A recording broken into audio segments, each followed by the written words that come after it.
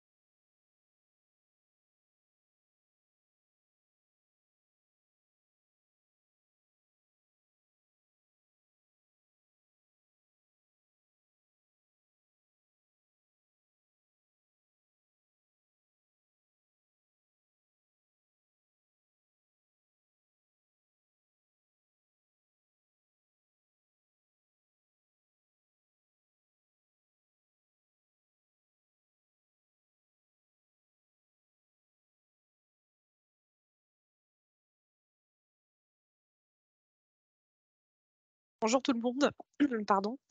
Il est 9h02, on a un timing qui est assez serré et pour essayer de le respecter au maximum, je vous propose qu'on commence, tout de suite et puis, les autres participants, se connecteront, au fur et à mesure. Donc encore une fois, bonjour à tout le monde et merci de prendre part à ce premier webinaire. Au nom de la MSA de Bourgogne et de la MSA de Franche-Comté, on voulait vous dire qu'on est vraiment ravis de participer à cette semaine, des rencontres employeurs 2023 avec, ce premier webinaire qu'on vous propose, sur, le thème des indemnités journalières. Donc aujourd'hui, les interlocuteurs du jour, seront donc pour la MSA de Franche-Comté, monsieur Chartier, madame Gouillet, monsieur Picret, madame Lafont et puis pour la MSA de Bourgogne, nous avons madame Guigon et moi-même madame Tritschler et on souhaitait également vous rappeler quelques règles, pour que le webinaire se déroule, de la meilleure des façons et que vous puissiez, profiter au maximum du contenu. Donc les micros et les caméras sont désactivés. Vous avez, la possibilité de poser des questions que vous aurez, dans le questions-réponses que vous pouvez trouver à côté de la conversation, en haut du bandeau Teams. Le webinaire est enregistré et on vous mettra le replay à disposition et vous aurez également le support complet à disposition après le webinaire, additionné des réponses aux éventuelles questions que vous pourriez avoir. Voilà, donc je vous propose qu'on rentre tout de suite dans le vif du sujet et je vais laisser la parole, à mes collègues, pour la thématique IJ.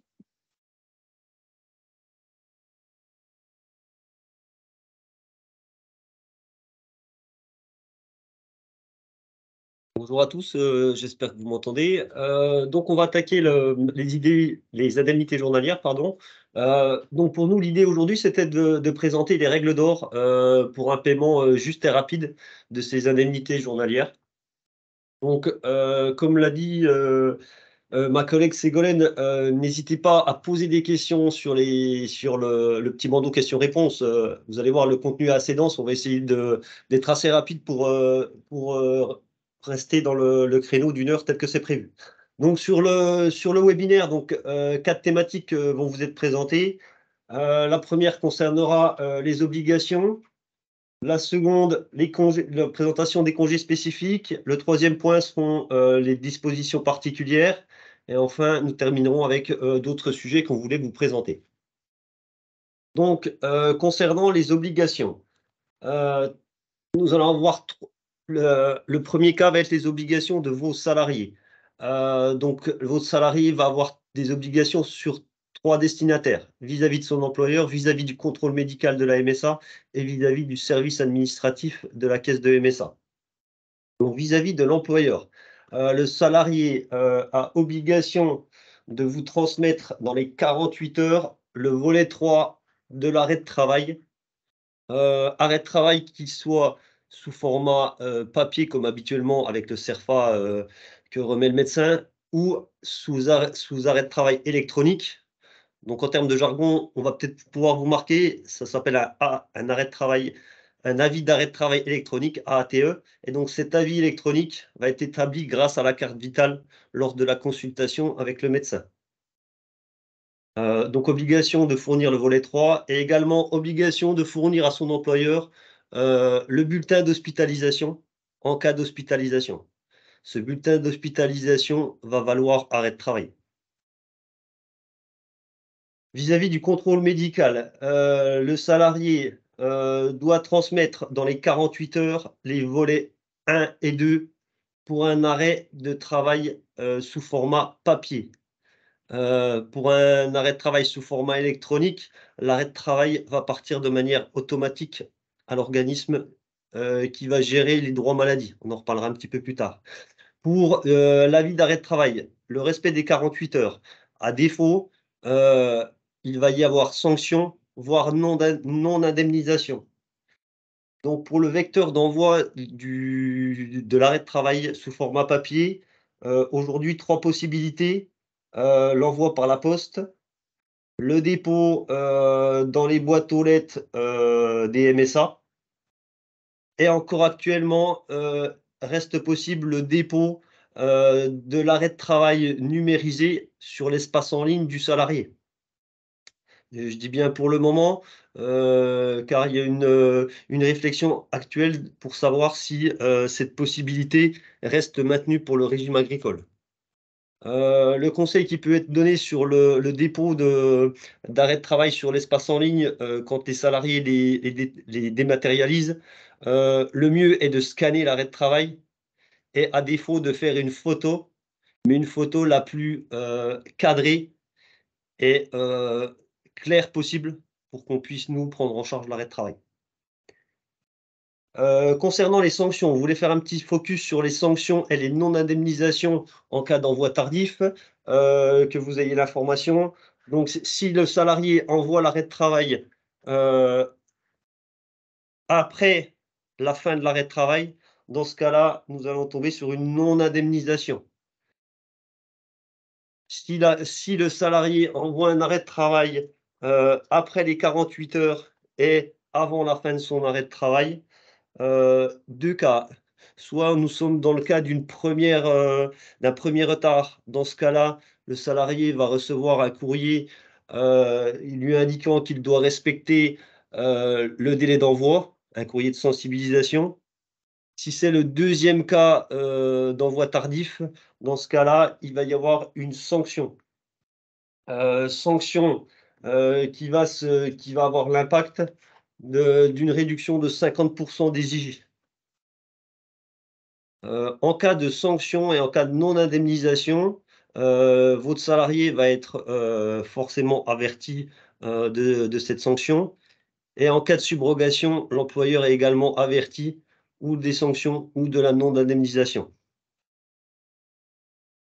Voilà pour le premier cas sur le contrôle médical. Le 2e impératif pour le salarié, c'est de s'abstenir de toute activité non autorisée par le médecin prescripteur, sur l'arrêt de travail, activité qui soit rémunérée ou non et en cas de nécessité, retour vers son médecin traitant pour, solliciter auprès du médecin conseil, une autorisation d'une activité quelle qu'elle soit. 3e obligation vis-à-vis du contrôle médical, c'est se présenter aux convocations du contrôle médical et enfin la dernière, en cas de besoin de sortie, ou du territoire ou, sortie hors circonscription en France, c'est pareil, revoir avec le médecin traitant pour demander auprès du contrôle médical une sortie d'autorisation. Obligation vis-à-vis, du service administratif. Donc comme on l'a dit plus haut, obligation d'envoyer, le bulletin d'hospitalisation dès lors qu'il y a hospitalisation et c'est ce qu'on a mis, même en cas d'hospitalisation ambulatoire et obligation de ne pas se soustraire au possible contrôle de présence à domicile en cas de prescription de sortie standard. Sortie standard pour information, donc les sorties standards, sont, une obligation pour le salarié d'être présent à domicile, de 9 heures à 11 heures et de 14 heures à 16 heures. Comme pour les délais d'envoi, si non présence à domicile durant les plages horaires que je viens de citer, application d'une sanction Et la sanction sera la non-indemnisation des IJ à compter du jour du contrôle jusqu'à la fin de l'arrêt prescrit. Comme pour les délais d'envoi, le salarié aura bien évidemment un courrier de notification de cette sanction et en cas de subrogation, l'employeur aura également cette notification. Donc, concernant les bonnes pratiques vis-à-vis de ces obligations, donc c'est là qu'on voulait insister un petit peu avec vous. Donc, si vous pouvez insister auprès de vos salariés sur le fait que l'avis de travail, volet 1 et 2 au format papier doit directement être transmis par le salarié à la MSA. Ne pas faire transiter l'arrêt de travail par l'employeur, justement pour ne pas arriver sur des délais d'envoi supérieurs aux 48 heures. Le deuxième point, l'avis d'arrêt de travail électronique évite les éventuels aléas du transport du courrier, de son traitement par nos services, ainsi que les sanctions vis-à-vis des délais de transmission.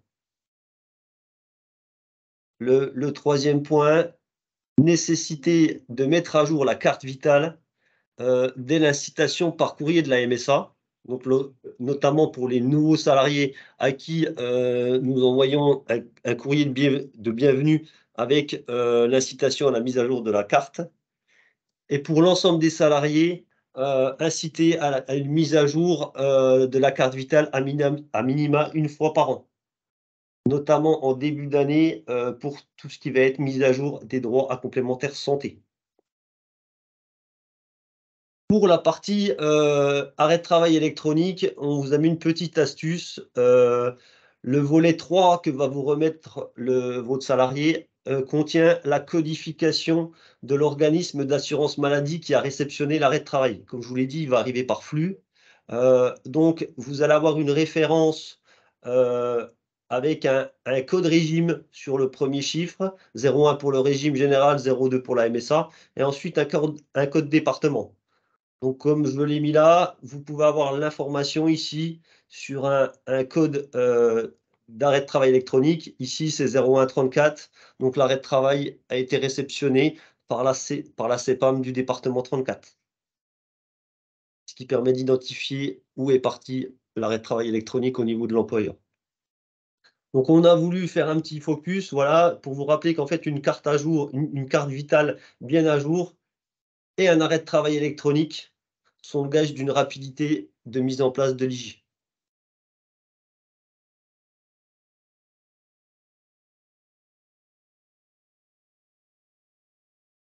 Deuxième thématique, les obligations de l'employeur. Donc, les employeurs ont l'impératif, pour un paiement rapide des IJ, d'établir des DSN mensuels qui doivent inclure toutes les informations afférentes au salaire du mois. Obligation pour l'employeur d'établir des signalements arrêt de travail, qu'on pourra appeler également DSN événementiels, qui doivent être émis dans les 5 jours suivant le début de l'arrêt. Et c'est seulement les employeurs en situation de subrogation qui ont la possibilité de transmettre l'ensemble des signalements d'arrêt de travail du mois en même temps que la DSN mensuelle le mois suivant. Pour autant, nous vous invitons à privilégier le fil de l'eau pour l'établissement des DSN événementiels. Comme on le verra plus tard, il permet une indemnisation des IJ beaucoup plus rapide.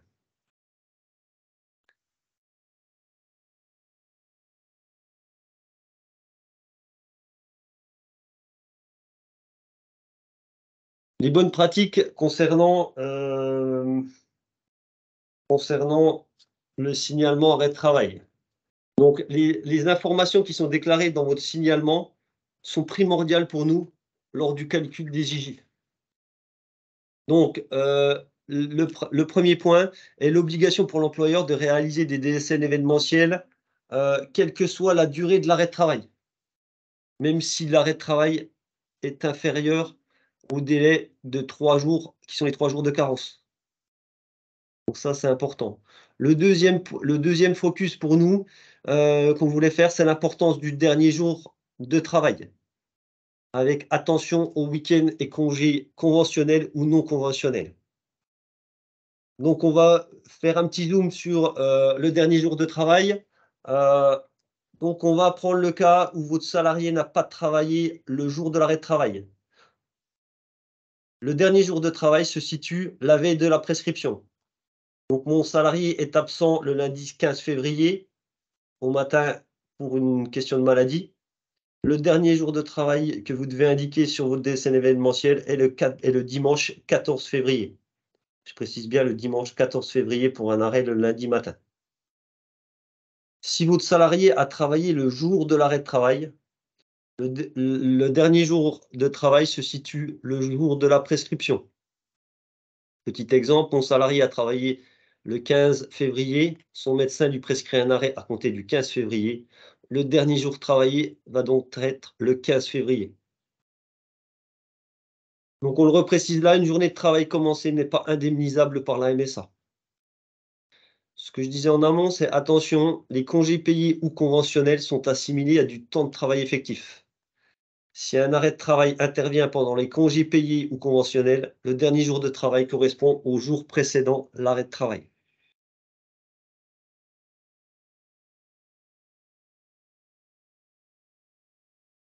Troisième bonne pratique, attention aux dates de fin de subrogation.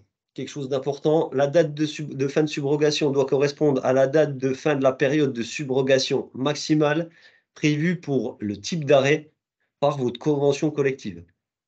La date de fin de subrogation ne doit pas se limiter à la fin de la période de l'arrêt de travail, ce qui va permettre notamment le maintien de la subrogation pour les éventuelles prolongations de votre salarié. Quatrième bonne pratique, en cas d'erreur dans l'envoi d'une DSN ou en cas de fin de subrogation que vous souhaitez nous faire part. Dans ce cas-là, il faut faire une DSN annulaire en place dans votre logiciel qui permettra d'écraser la précédente. Si vous faites une seconde DSN typée normale, celle-ci ne sera ni intégrée dans notre outil, ni ne permettra de déclencher un signalement à notre niveau pour la prise en compte de cette nouvelle information. Donc concernant les bonnes pratiques, on a rappelé ça, le dernier jour de travail, la date de fin de subrogation sont aujourd'hui sur le podium des dysfonctionnements que nous constatons.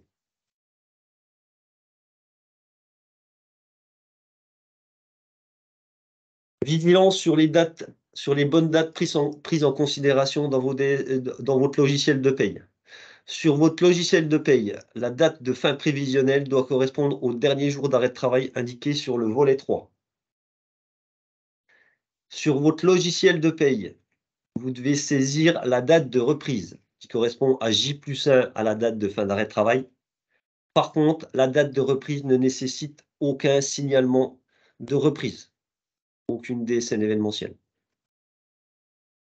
Seulement dans le cas où une reprise anticipée est envisagée, seulement ce cas va nécessiter un signalement.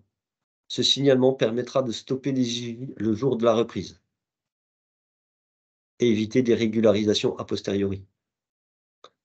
Donc de la bonne qualité du signalement arrêt de travail en DSN événementiel dépend la rapidité et la justesse de l'IJ mise en place.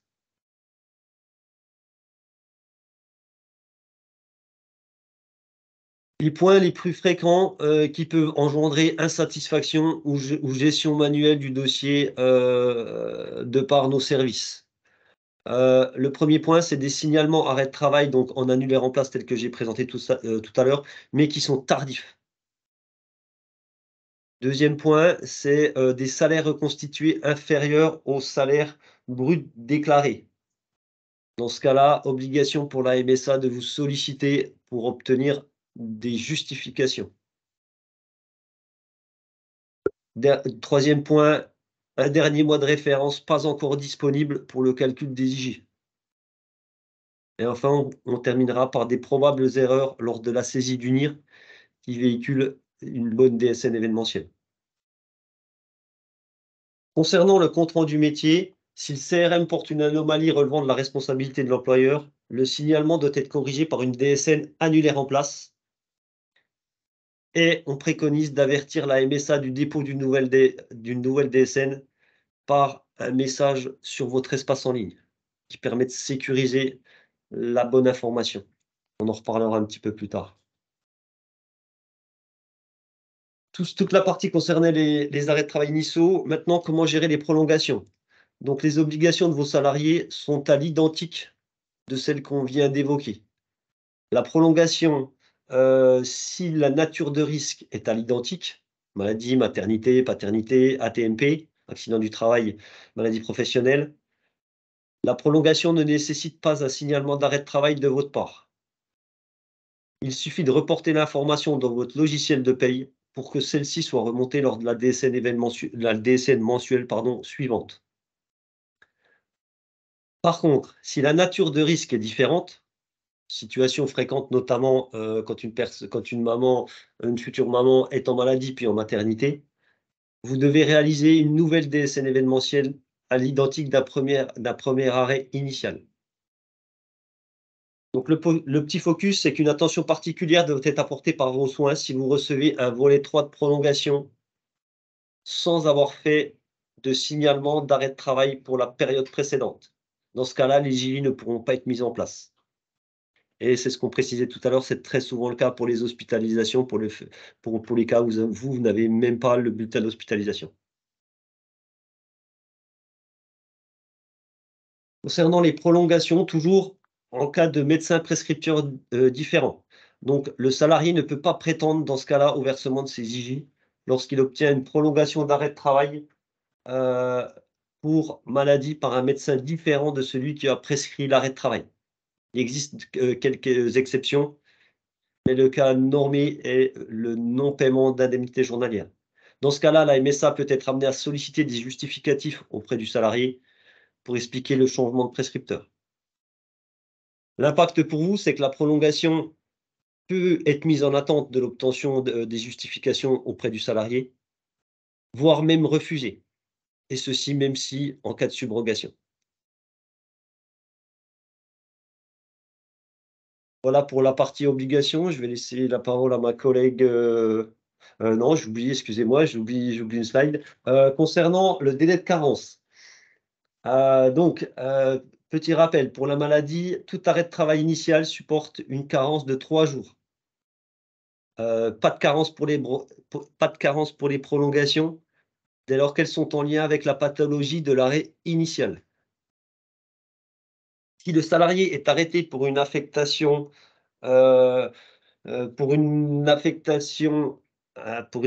pardon, en rapport avec de l'ALD ou du soin continu de plus de 6 mois, ce qu'on appelle nous, notamment dans nos courriers, les L324-1, un délai de carence par pathologie s'applique sur le premier arrêt initial, mais pas sur les suivants, durant un délai de 3 années. Concernant l'ALD et l'information sur le L324-1, heu, l'employeur va dépendre du bon vouloir du salarié d'informer, son employeur. La MSA n'informera jamais l'employeur d'une ALD ou d'un L324-1. Concernant la maternité, donc pas de carence pour le congé maternité, pas de souci, et pas de carence également pour le congé pathologique, inclus au risque maternité. Pour l'accident de travail ou accident de trajet, pas de carence, le jour de l'accident est considéré comme un jour travaillé. Petit focus, un arrêt de travail initial couvert par le délai de carence ne donne pas lieu à paiement d'IJ, mais nécessite malgré tout un arrêt de travail en DSN événementiel, comme on l'a déjà évoqué. Congé spécifique, je laisse la parole à ma collègue Carole. Merci. Bonjour à tous. Donc, nous allons aborder cette fois une autre thématique sur les grands principes de quelques congés spécifiques, tels que, vous verrez, les congés pathologiques. On abordera aussi le congé paternité et pour finir, le congé d'adoption. Donc, on va débuter par le congé pathologique pour vos salariés. Donc, le premier rappel de base, c'est, sa durée maximale qui est de 14 jours. On rappelle aussi qu'il doit être obligatoirement prescrit, c'est-à-dire qu'il n'est pas automatique. Il nous faut un CERFA, type arrêt de papier ou ATE, où il y a l'indication, que l'arrêt de travail est en rapport avec un état pathologique résultant d'une grossesse. Il ne précède pas forcément le début du congé légal maternité. On a souvent le cas d'arrêt de travail prescrit au titre du congé pathologique tout au long de la grossesse, en fait, hein. C'est-à-dire qu'il peut être prescrit par un médecin tout au long de la grossesse, du moment où elle est déclarée. Donc, on voulait aussi spécifier que le congé pathologique ne peut pas être prescrit par une sage-femme. Des fois, vous pourriez avoir des refus parce que l'arrêt de travail a été prescrit par une sage-femme, alors que le congé pathologique reste de la responsabilité du médecin. Le congé pathologique est fractionnable, sans durée minimale, puisqu'il correspond à une prescription médicale. À chaque période de congé, vous devez établir une décenne événementielle sur le risque maternité. Et en cas de prescription médicale du congé pathologique supérieur à une durée de 14 jours, je pense que vous avez souvent le cas, la bonne pratique, elle va être séparée en 2 cas. En fait, vous pouvez avoir le congé pathologique qui est accolé au congé légal maternité. Dans ce cas-là, il faut retenir les 14 derniers jours sur le risque maternité. Et dans l'autre cas, vous avez un arrêt supérieur à 14 jours, mais qui n'est pas accolé au congé légal maternité.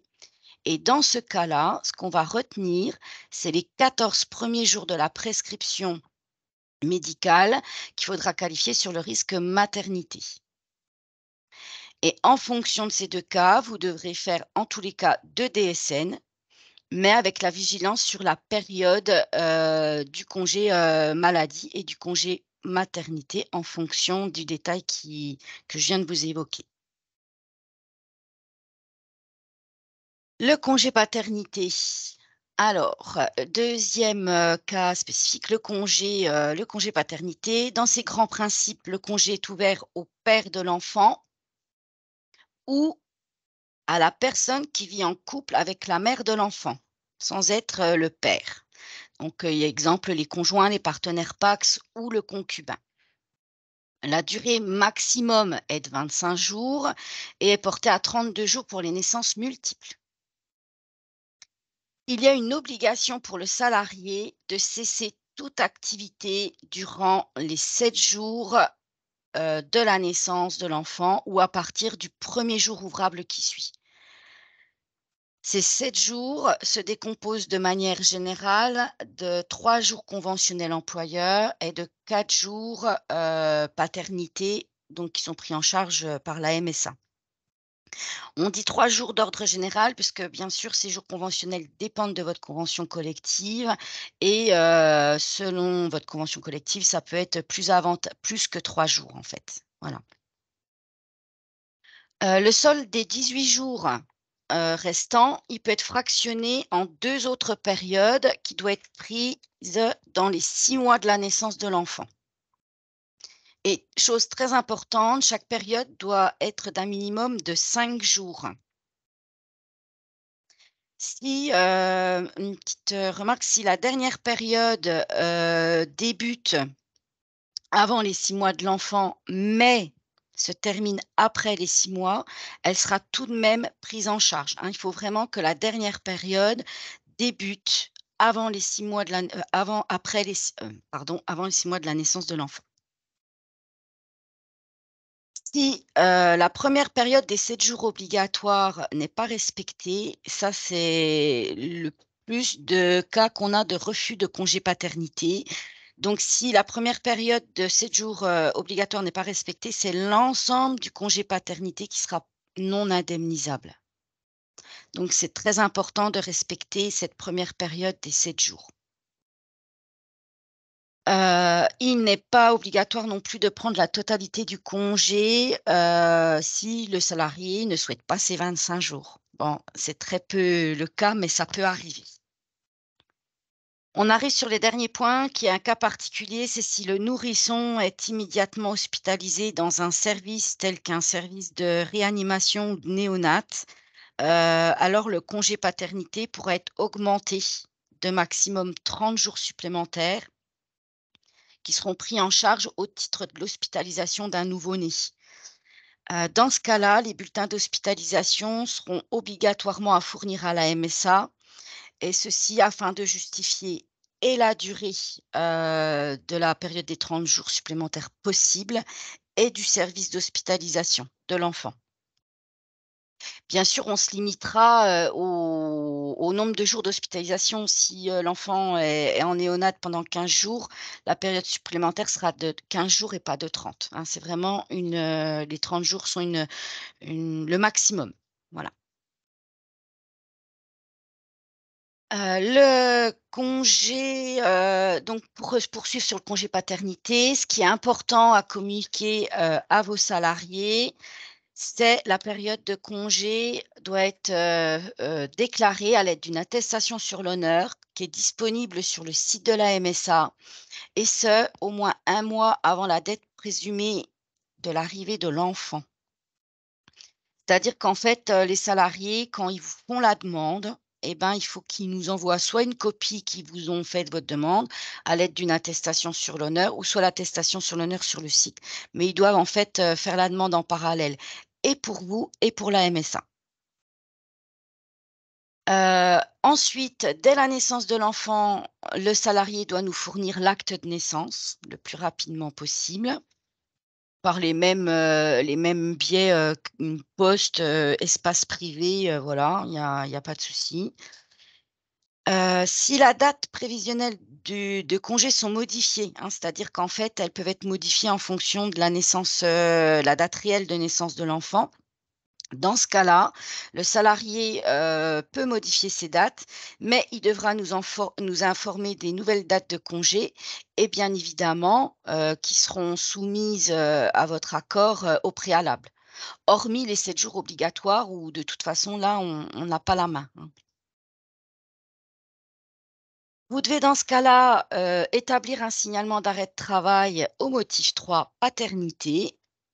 Et à défaut, envoyer une attestation, dématérialisée via votre espace employeur, ou en dernier recours, une attestation papier par courrier. On voulait aussi faire une petite information sur, le changement d'employeur avec un reliquat de congé paternité.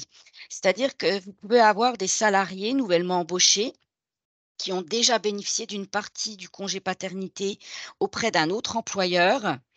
Donc en fait, pour, ces nouveaux salariés, normalement, ils doivent vous en informer à l'embauche afin que vous donniez votre accord ou pas sur le reliquat de congé à prendre.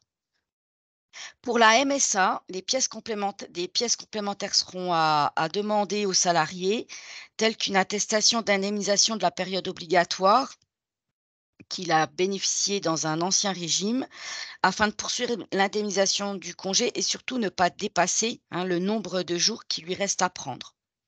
Donc, dans ces cas-là, la démarche, elle va retarder le versement des IJ.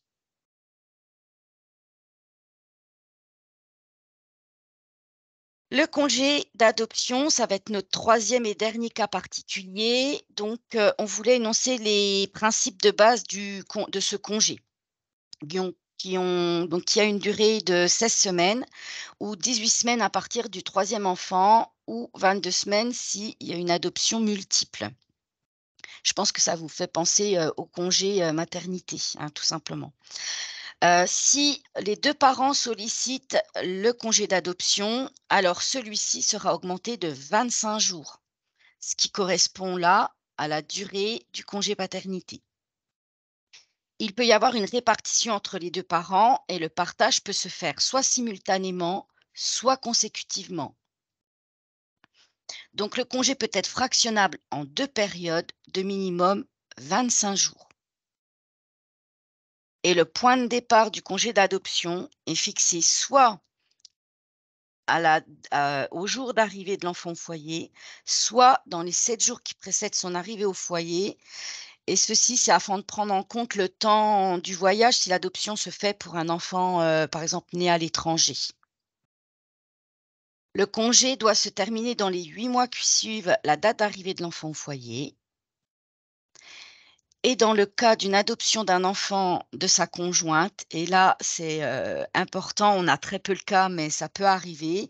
Il y a des cas d'adoption d'un enfant où on ne prendra pas en compte, c'est-à-dire que si l'enfant est issu d'une précédente union et que votre salarié souhaite adopter l'enfant de sa conjointe, là, le salarié ne pourra pas prétendre au congé d'adoption. Voilà, c'est la petite spécificité de non-accès au congé d'adoption. Donc, les bonnes pratiques pour vos salariés, c'est l'obligation d'informer son employeur de l'intention d'adopter et des dates, tout simplement, et de faire en parallèle une demande auprès de la MSA. On rejoint un petit peu l'idée du congé, paternité, évoquée avant. S'il existe un partage avec son conjoint, qui est assuré à un autre régime que la MSA, il conviendra alors que votre salarié nous fournisse une attestation qui précise la durée, qu'on calcule bien, le temps, du congé d'adoption, des 2 parents. Et la MSA doit disposer du jugement d'adoption délivré par les autorités compétentes. Donc, le salarié doit nous envoyer, le jugement d'adoption. Pour vous, employeur, vous devez tout simplement établir un signalement d'arrêt de travail sur le risque de maternité et à défaut, nous faire parvenir toujours une attestation dématérialisée ou à défaut par papier.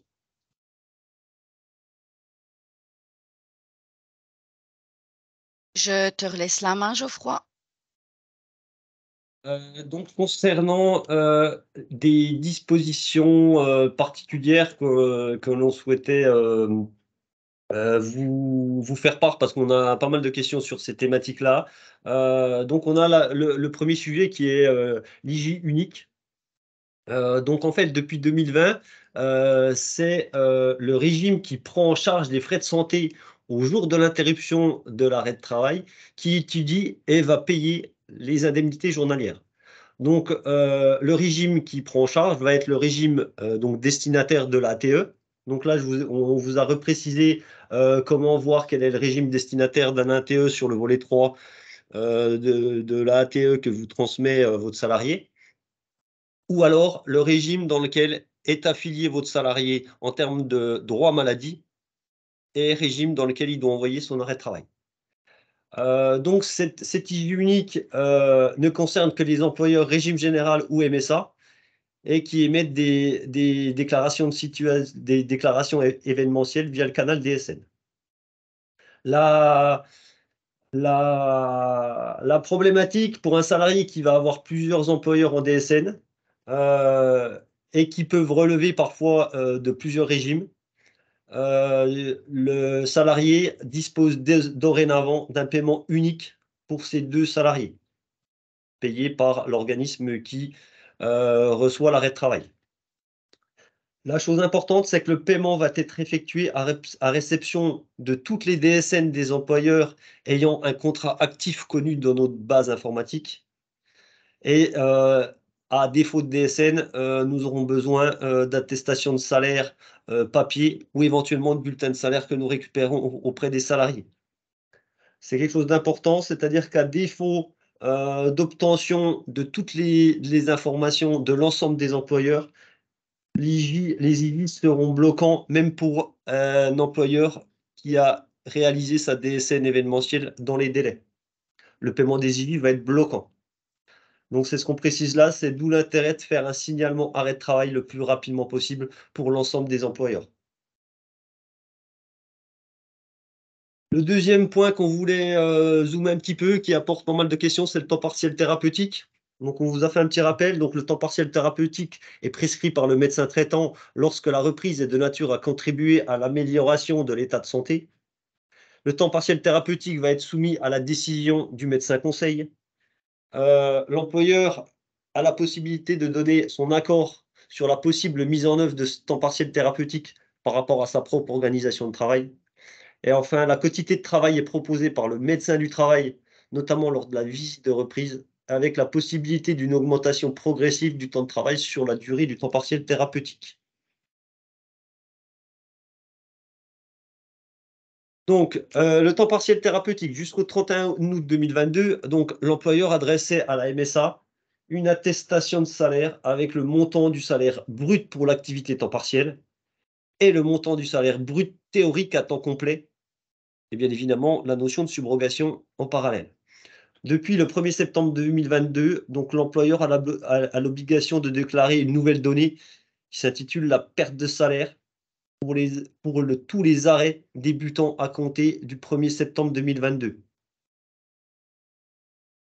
Donc la donnée perte de salaire va être calculée par la différence entre le salaire théorique brut perçu, si l'assuré avait travaillé à temps complet, et le salaire brut perçu au titre du temps de travail à temps partiel. On va prendre un petit exemple par la suite. Pour le temps partiel thérapeutique, des attestations papier peuvent être adressées peuvent vous être adressées, pardon, afin de permettre d'obtenir les informations nécessaires à la saisie du temps partiel, perte de salaire, période de congé, subrogation. Et vous verrez, ce sera notamment le cas pour lorsqu'il y a versement d'IJ complémentaire.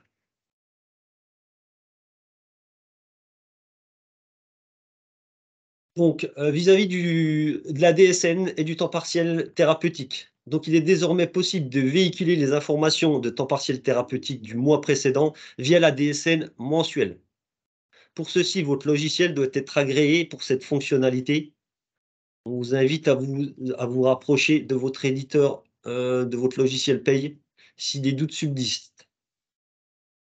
L'attestation de salaire chaque début de mois pour le mois qui précède, c'est ce qu'on venait de dire, pourrait être nécessaire, notamment en cas d'incohérence ou d'absence d'intégration. C'est la MSA qui vous fera une sollicitation pour l'obtention de cette attestation de salaire. A contrario, dès lors que la complémentaire va être embarquée dans le paiement des IJ, une attestation TPT spécifique prévoyance au format papier sera obligatoire. Donc quelques petits exemples sur le temps partiel thérapeutique qui posent souvent question, ce que je disais. Donc mon salarié est en arrêt de travail depuis le 11 juillet 2022. Il présente une prolongation d'arrêt, mais à temps partiel du 4 février au 30 avril 2023. Première question, faut-il déposer un signalement événementiel arrêt de travail? Donc, comme on l'a dit tout à l'heure, il n'est pas attendu de signalement pour ce temps partiel thérapeutique, car les informations seront portées par les DSN mensuels si votre logiciel le permet. À défaut, attestation de salaire papier. Question numéro 2. Durant le mois d'avril, donc le salarié a eu une période de congé les 15 premiers jours. Comment déclarer la perte de salaire?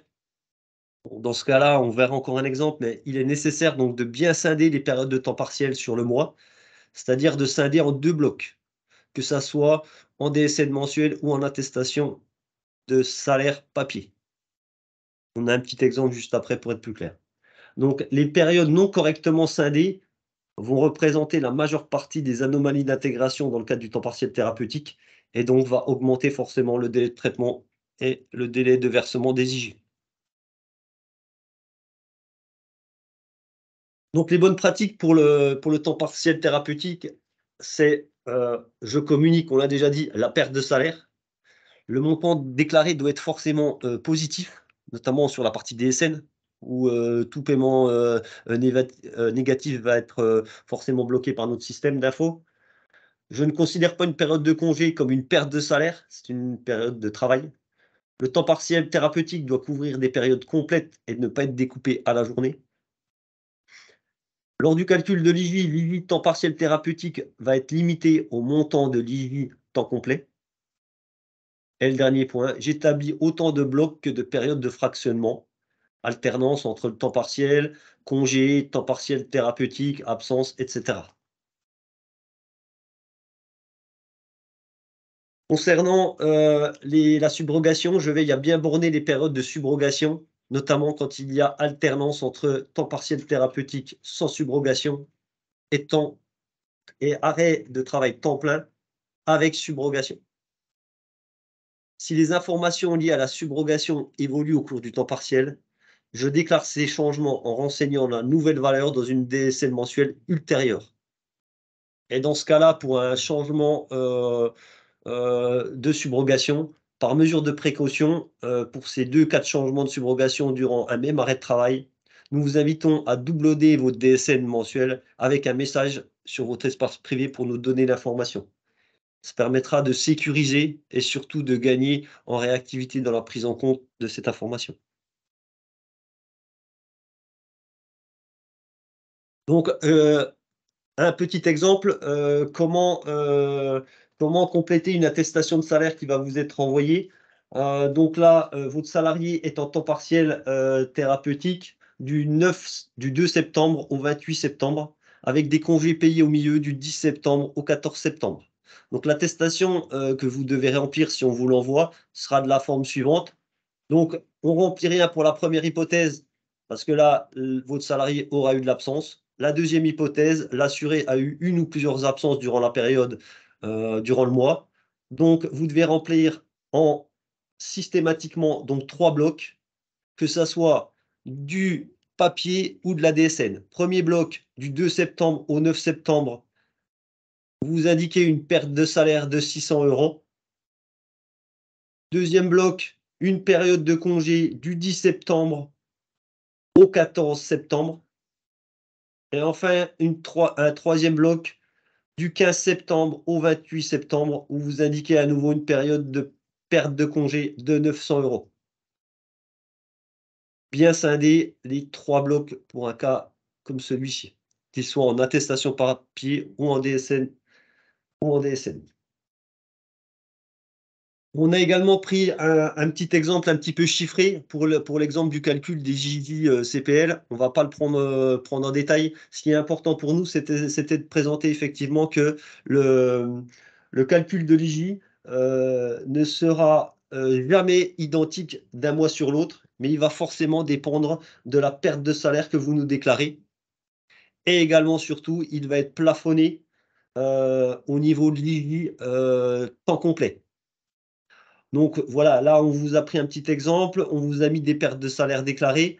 Dans l'exemple là, vous verrez le montant retenu pour l'IJ temps partiel thérapeutique sur le mois de janvier va être calculé à 37,72 en fonction de la perte de salaire déclarée, et sur le mois de février, on arrive à un montant d'IJ temps partiel thérapeutique de 39,52, différent de 37,72, mais surtout qui va être plafonné au niveau de l'IJ temps complet que nous avions calculé dans l'exemple.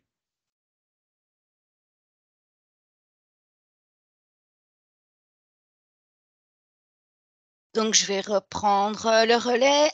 Donc, sur un autre sujet, on souhaitait faire un petit focus sur les accidents de travail ou de trajet, en rappelant tout simplement les fondamentaux pour une bonne gestion d'un dossier d'accident de travail. Le premier principe, c'est que la victime, enfin votre salarié, doit aviser son employeur dans les 24 heures de l'accident de travail, des circonstances exactes et surtout les coordonnées des éventuels témoins. C'est important. L'employeur, lui, dispose de 48 heures pour adresser la déclaration d'accident de travail à la MSA, sur laquelle il ne faut pas oublier, si vous avez à émettre des réserves, vous pouvez les inscrire directement sur votre déclaration datée, mais vous pouvez aussi émettre vos réserves sur un courrier annexe, hein. Mais voilà, privilégiez de mettre vos réserves sur la DAT si vous pouvez. Et il faut privilégier la DAT à prendre depuis votre espace employeur. Vous devez, employeur, lui remettre une feuille d'accident de travail. On vous a remis le numéro de CERFA sur le diapo, et ceci, ça permet la dispense de l'avance des frais de votre salarié, notamment pour les premiers soins, pharmacie, médecin, infirmier.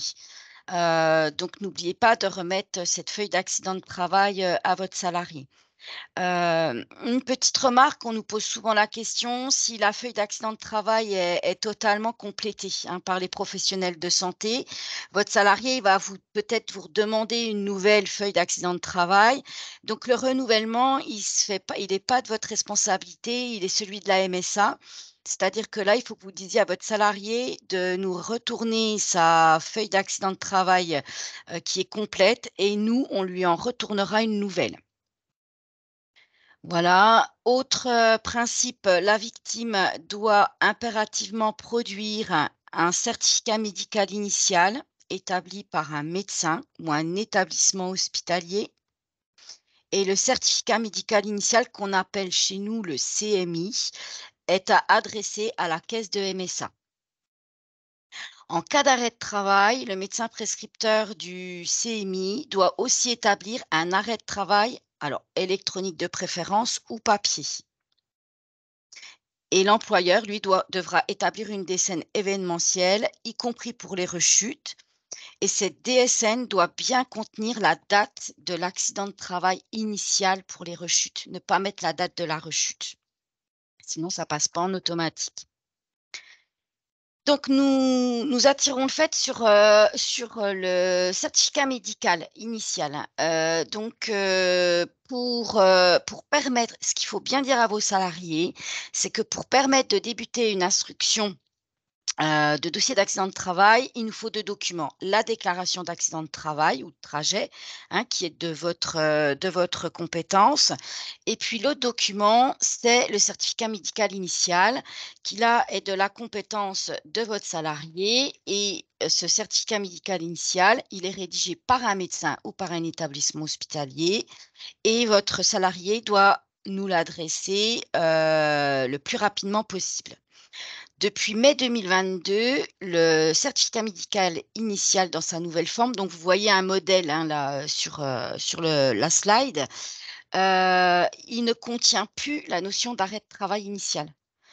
L'arrêt de travail, il doit être, établi, voilà, merci, en parallèle.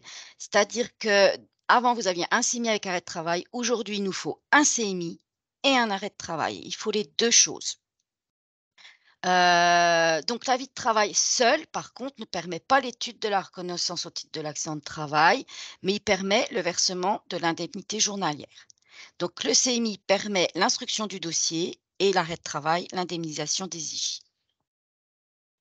On voulait aussi revenir, sur, les primes et les périodes de rattachement, pour le calcul des indemnités, journalières. Donc, il est important de savoir que selon votre type de logiciel, il y a des choses qui s'intègrent en automatique ou pas. Donc certains logiciels ne permettent pas pour les AT de préciser les périodes de rattachement des primes déclarées, ce qu'on appelle aussi les périodes d'acquisition. Donc, comme les slides d'avant, il est important que vous vous rapprochiez de votre éditeur pour savoir si votre logiciel permet ou pas, de déclarer, de préciser les périodes de rattachement, des primes. La conséquence est que si la répartition de la prime, n'est pas faite correctement par le logiciel, ben, le calcul de l'IJ, il peut pas se faire correctement. Je vous ai pris un exemple de la prime du 13e mois qui doit être normalement rattachée à une période du 1er janvier au 31 décembre, donc soit sur 12 mois et on doit en retenir un 12e. Le fait que votre logiciel ne permette pas, de préciser la période de rattachement, le système, il va affecter à tort sur un seul mois, par exemple le mois de décembre. Donc la DSN, elle s'intégrera tout de même automatiquement et c'est seul un contrôle a posteriori du dossier qui imposera une régularisation du montant des IJ. Donc c'est pour ça que parfois vous pouvez avoir, des demandes des indus ou de l'autre sens, un complément d'IJ parce qu'on fait une régularisation du dossier. Le deuxième cas, bah, c'est le cas où votre logiciel permet de préciser la période de rattachement et là, eh ben, on est dans le meilleur des mondes parce que le calcul de l'IJAT est juste, tout se fait tout seul, tout se déclenche automatiquement et donc c'est vraiment la solution optimum pour le bon calcul de l'IJAT. On a mis une remarque que, les montants négatifs de primes qui sont liés à une régularisation pourra engendrer une sollicitation de notre part, pour justifier ce montant négatif. C'est-à-dire que vous ne serez pas surpris à avoir, une demande d'explication pourquoi le montant négatif et quelle prime est réellement à retenir. Voilà. Donc on va terminer par un petit focus sur l'espace privé employeur qui est pour nous le moyen d'échange le plus efficace aujourd'hui dans l'échange entre l'employeur et l'organisme de sécurité sociale. Donc on a souhaité faire le focus sur ce qu'il est possible de faire sur l'espace privé. Donc là, on va rien vous apprendre. Je pense qu'aujourd'hui, il y a des services en ligne, notamment, comme vient de le dire Carole, qui permettent de déclarer un accident du travail pour un salarié, de déclarer des salaires lorsqu'on vous les demande. Donc là, on a fait une petite diapo et je pense que vous savez parfaitement aller y chercher. Donc ça, pas de souci.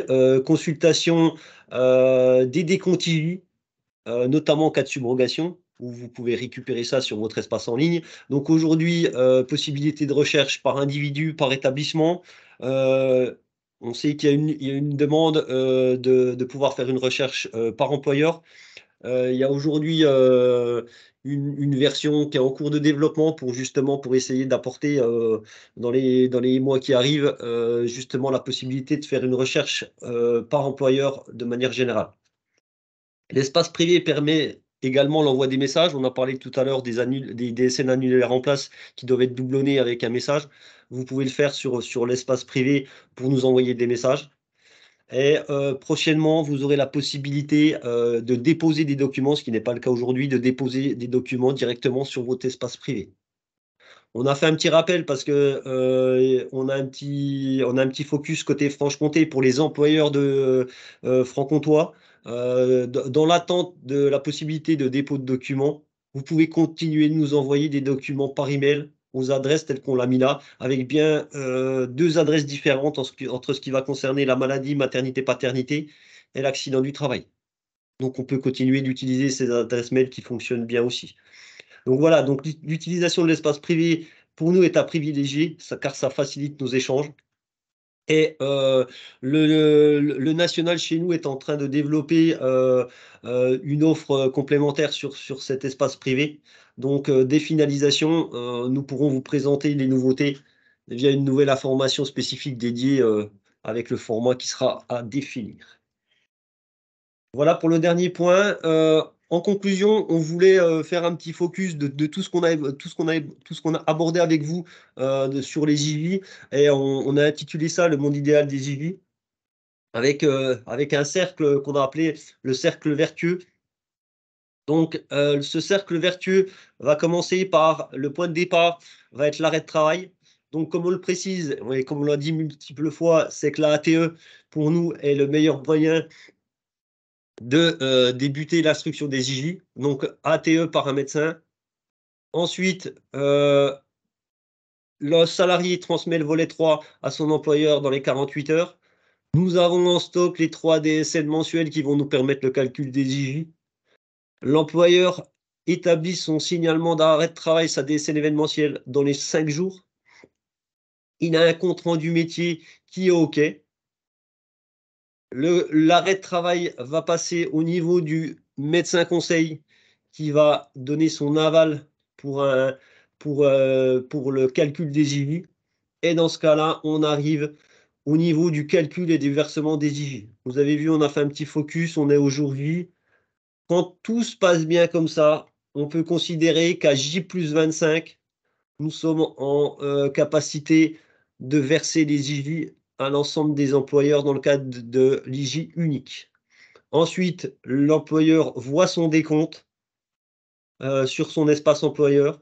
Le salarié voit aussi sur son décompte sur son espace sécurisé ou sous format papier s'il n'est pas en réception dématérialisée. Et ce qu'on a précisé, c'est qu'en cas de réclamation de votre part sur ce paiement des IJ, ce qui serait optimal pour nous, c'est d'obtenir des réclamations dans les 90 jours suivant le paiement des IJ. Alors, ça reste un vœu, voilà, mais ce qui permet d'éviter des reprises de dossiers trop conséquentes. Donc, pour faire les réclamations, comme on l'a dit tout à l'heure, possibilité d'envoyer un message sur l'espace en ligne ou de déposer une pièce de main sur votre espace sécurisé quand le service en ligne le permettra. Voilà, donc on a terminé sur la présentation des IJ. Je vais laisser la main à Monsieur Chartier pour clôturer le webinaire. Merci à tous. Merci Carole, merci Geoffroy. Tout d'abord, bravo pour la tenue du timing. Nous espérons que ce webinaire sur les indemnités journalières vous a permis d'en savoir plus, d'en connaître plus, notamment sur la partie trucs et astuces sur lesquels nos collègues ont particulièrement insisté. Alors, je ne sais pas si vous aviez tous saisi au démarrage ou si nos collègues ont été suffisamment performants, ce dont je ne doute pas. On n'a pas eu de questions dans la partie questions-réponses qui se trouve QR, qui se trouve sur le bandeau supérieur à côté du petit icône de conversation. Je pense que malgré tout, si vous en avez la nécessité, ça doit toujours être possible d'en mettre dans les minutes qui viennent. Ce qui nous permettra de compléter le support qui vous a été diffusé aujourd'hui et que vous allez recevoir prochainement. Et on le complétera avec les réponses aux questions éventuelles qui se seront posées.